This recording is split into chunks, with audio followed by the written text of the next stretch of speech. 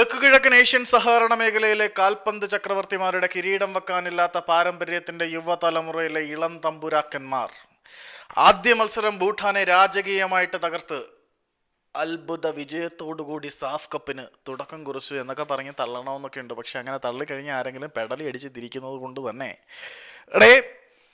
അണ്ടർ-20 SAFF ചാമ്പ്യൻഷിപ്പിൽ ആദ്യ മത്സരം ഭൂട്ടാനെ ഏകപക്ഷീയമായ 1 ഗോളിനെ പരാജയപ്പെടുത്തി ഇന്ത്യയുടെ കുതിപ്പ് തുടങ്ങിയെന്നൊക്കെ പറഞ്ഞാൽ വെറും നാണക്കേടായി പോവും.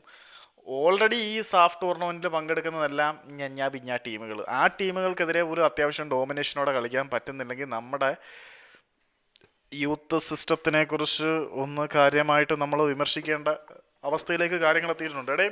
ഭൂട്ടാനെതിരെ ഇന്ത്യ 1 ഗോളിന് വിജയിച്ചു എന്ന് പറയുന്നതിനപ്പുറത്തേക്ക് ഒരു ഡിസിപ്ലിൻ ഇല്ലാത്ത കളിയായിരുന്നു എന്ന് പറയാം. ചുമ്മാതെ ഗ്രൗണ്ടിൽ കിടന്ന അവന്മാർ അങ്ങോട്ടും ഇങ്ങോട്ടും അടിക്കുന്നുണ്ട്.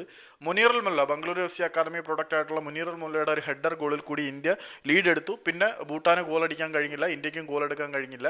അങ്ങനെ 1-0 എന്ന സ്കോറിൽ ഇന്ത്യ ജയിച്ചെങ്കിൽ പോലും കളിക്കളത്തിൽ ഭൂട്ടാന്റെയും ഇന്ത്യയുടെയും യുവതാരങ്ങൾ അങ്ങോട്ടും ഇങ്ങോട്ടും കയ്യാങ്കളി നടത്തുന്ന കാഴ്ചയാണ് കണ്ടത്.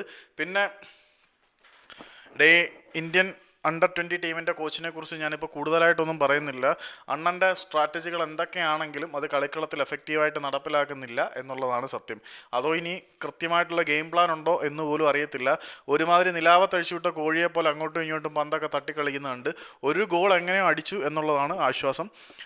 നെഗറ്റീവായിട്ട് കാര്യങ്ങളെ പറയരുത്, പോസിറ്റീവായിട്ട് പറയണമെന്നൊക്കെ ആഗ്രഹമുണ്ട്. പക്ഷേ ഇമാതിരി പൂവമ്പഴം പൊളിച്ചു വെച്ച കൂട്ടുള്ള കളി കളിച്ചു കഴിഞ്ഞാൽ പിന്നെ നമ്മൾ എങ്ങനെ പുകഴ്ത്താനാടേ? സാധാരണഗതിയിൽ ഇത്തിരിയെങ്കിലും നന്നായി കഴിഞ്ഞാൽ ഞാൻ തള്ളി മറിക്കുന്നതാണ്. അങ്ങനെ ഇല്ല, അതുകൊണ്ടാട്ടോ. ഇന്ത്യ 1-0 ജയിച്ചു തുടങ്ങി. വളരെ മോശം കളിയായിരുന്നു എന്നുള്ളതാണ് സത്യം.